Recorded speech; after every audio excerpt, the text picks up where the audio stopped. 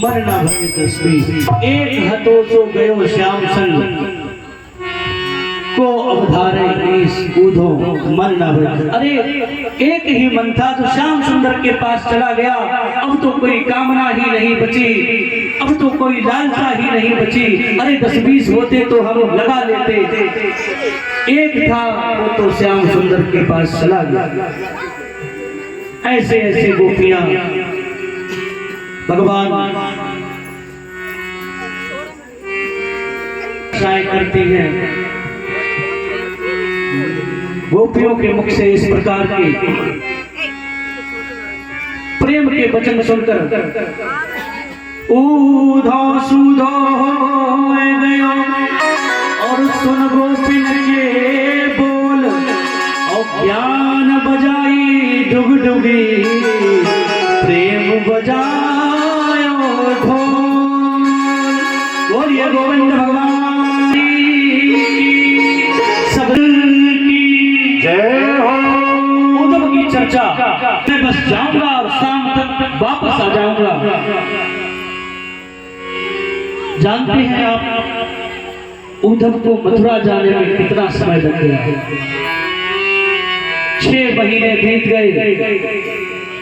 6 महीने उद्धव भगवान कृष्ण की चर्चा ही करते रहे। गोपियों से खो गए। गोपियां बताती हैं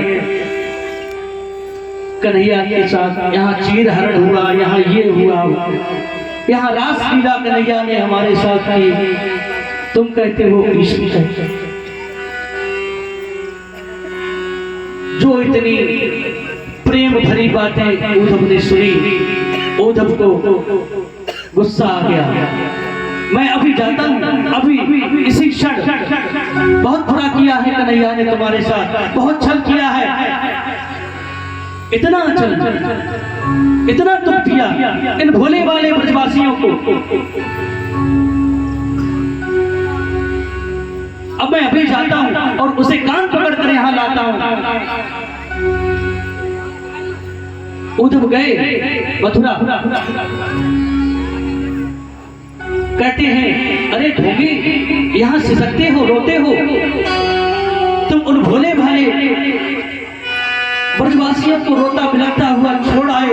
तुम जानते हो कैसी दशा है उनकी, क्या हाल है मैया यशोदा का। रोते रोते आंखों की रोशनी चली गई।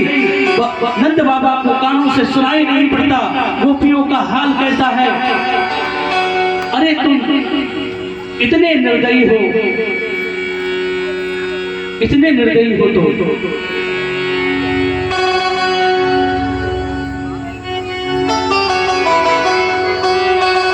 भगवान ने कहा कि उद्धव, इसीलिए तो हमने तुम्हें उद्धव मथुरा भेजा, वृंदावन ब्रज भेजा कि तुम कहते हो प्रेम तो कोई चीज ही नहीं है।